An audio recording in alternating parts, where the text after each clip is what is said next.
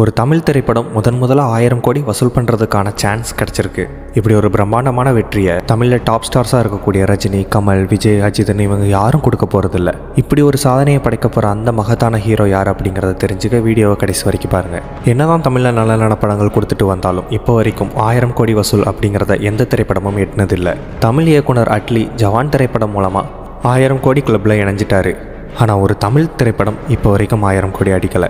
எப்படியாவது 1000 கோடி வசூல் அடிச்சிடணும் அப்படிங்கிறத நோக்கமாக வச்சு பெரிய பெரிய ஸ்டார்ஸ் எல்லாம் அவங்களோட படத்தை பேன் இண்டியா திரைப்படமாக வெளியிடுறாங்க. என்ன பண்ணாலும் படத்தோட வசூல் 200 கோடி தாண்டதே சிரமமாக தான் இருக்குது.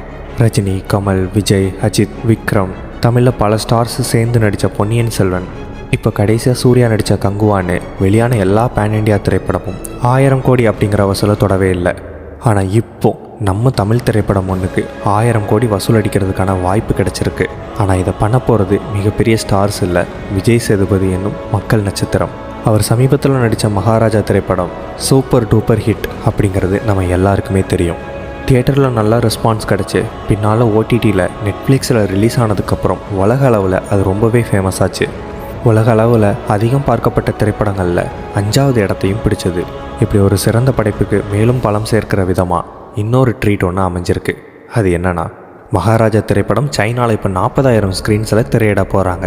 இந்தியாவோட ஆகச்சிறந்த படைப்பாக பார்க்கப்படக்கூடிய பாகுபலி 2 அதுக்கே 18,000 ஸ்க்ரீன் தான் சைனாவில் கொடுக்கப்பட்டுச்சு. இந்த படம் சைனாவில் நவம்பர் 29 ரிலீஸ் ஆக போகுது. ஏற்கனவே இங்கே தியேட்டர் வசூலில் நல்ல கலெக்ஷன் பண்ண மகாராஜா சைனாலையும் போய் நல்ல வெற்றி அடைஞ்சதுன்னா கண்டிப்பாக 1000 கோடி பண்ணக்கூடிய முதல் தமிழ் படமாக மகாராஜா இருக்கும். இப்படி ஒரு மிகப்பெரிய வெற்றி படத்தை கொடுத்த விஜய் சேதுபதிக்கு எந்த அளவுக்கு கிரெடிட்ஸ் போய் சேரணுமோ அதே அளவுக்கு படத்தோட இயக்குனர் நித்திலனுக்கும் அதே கிரெடிட்ஸ் போய் சேர்ந்தே ஆகணும். படத்தில் நடித்த ஹீரோக்கு எந்த அளவுக்கு பாராட்டுக்களை கொடுக்குறோமோ அதுக்கு ஈக்குவலாக படத்தோட இயக்குனருக்கும் கொடுக்கணும். அப்போ தான் இது மாதிரியான நல்ல கண்டென்ட் உள்ள சினிமா தமிழ் சினிமாவில் தொடர்ந்து கிடச்சிக்கிட்டே இருக்கும். மகாராஜா படம் இப்படி ஒரு சாதனையை பண்ணதை பற்றி நீங்கள் என்ன நினைக்கிறீங்கன்றதை கமெண்ட்டில் சொல்லுங்கள். அண்ட் இது மாதிரியான மோர் இன்ஃபர்மேஷனுக்கு நம்ம சேனலை சப்ஸ்கிரைப் பண்ணிடுங்க.